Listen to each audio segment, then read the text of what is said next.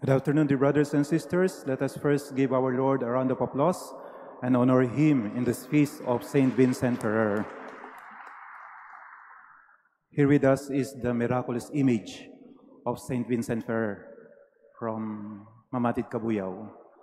And we know Saint Vincent Ferrer as a great miracle worker. Here in the Philippines, there were about 14 shrines under the title of Saint Vincent Ferrer. Marami pong shrine dito sa Pilipinas under the title of Mother Mary. But secondary to this number of shrines under the title of Mother Mary are the shrines of Saint Vincent Ferrer. They became shrine because of the many devotees who come to that church, if not regularly, but very often, just to thank God and to ask the intercession of Saint Vincent Ferrer. And many have testified of their extraordinary experience after asking the intercession of Saint Vincent Ferrer. Yan po ang naranasan namin sa aming parish. Yung mga devotees, if we ask them, why do you come to this church? They wanted to thank the Lord because of the intercession of Saint Vincent Ferrer.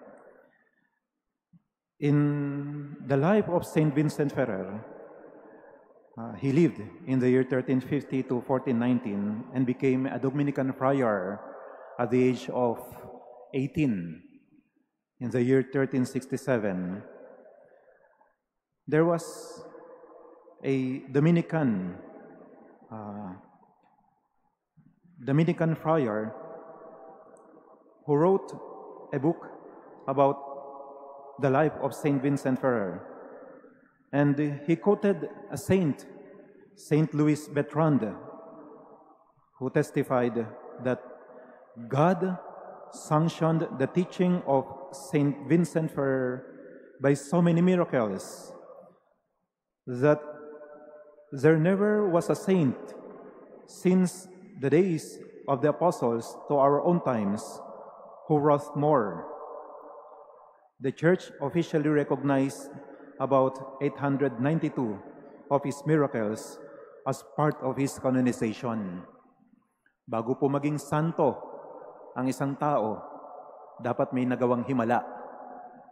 Pero to consider the things as really a miracle, ito po ay iniimbestigahan ng mga medical doctors and even scientists who will testify that a miracle is really a miracle beyond human understanding and unexplainable by science. At yan po ang nakita nila sa mga nagawa ni Saint Vincent Ferrer. There were many miracles. According to the testimony of the church, there were about 892 proven miracles. Yun po yung natala lamang. Wala pa doon yung mga hindi natatala.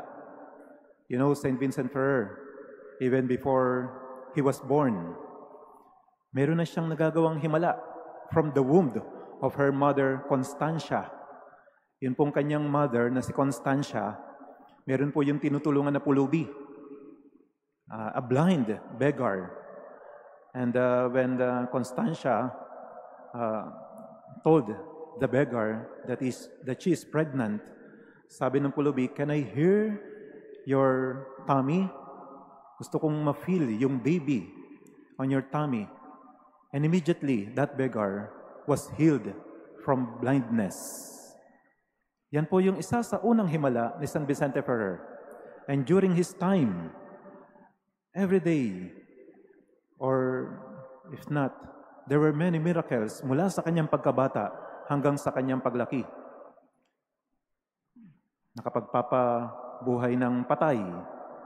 On the account, there were about 28 who was raised from the dead because of the intercession and prayers of Saint Vincent Ferrer. There were many converts, Muslims, Jews, because of the preachings of Saint Vincent Ferrer. Marami po ang nakakaunawa ng homilia, preachings of Saint Vincent Ferrer. that even he used the native language in his town in Valencia, many foreigners can understand his homily, his preachings. And that's part of the miracles.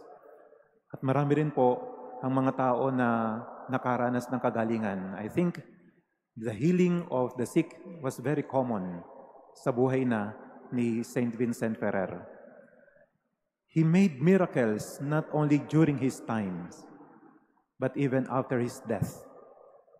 Kung nung kapanahunan niya na when he asked the Lord to stop the storm, napapatigil niya, sa ngayon marami pa rin nakakaranas ng himala na kahit sabihin nating something impossible nangyayari because of the grace of God in the life of Saint Vincent Ferrer. Marami po kaming compilation of the miracles of Saint Vincent Ferrer. Sa tingin ko, hindi lamang in our church, but even on other shrines under the title of Saint Vincent Ferrer. But with all these miracles of Saint Vincent Ferrer, if you look at the image of Saint Vincent Ferrer, his finger was pointing in heaven to our Lord.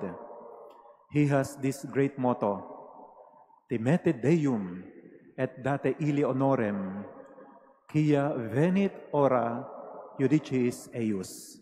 Timete Deum, meaning fear God, et date ili honorem, and give honor to Him. At yun po yung intention lagi ni Saint Vincent Ferrer sa kanyang preachings, sa kanyang miracles, always pointing to God, to give honor to Him. At sana yun din po ang mangyari sa atin.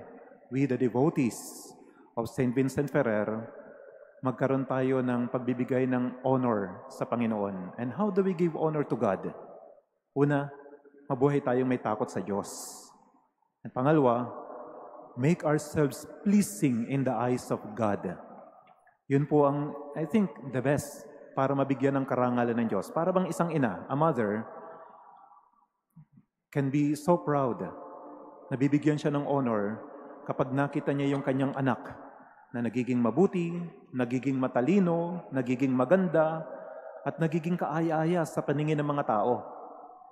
Ganyan din po tayo magbibigay ng parangal sa Diyos kapag yung ating sarili naging kaaya-aya sa paningin ng Diyos. Kaya magandang suriin po natin ang ating sarili, lalo tigit yung ating kalooban, kung paano tayo nagiging kaaya-aya sa paningin ng Diyos. Minsan, maaaring ang binibigyang atensyon lang ng tao ay maging kaaya-aya sa mata ng tao.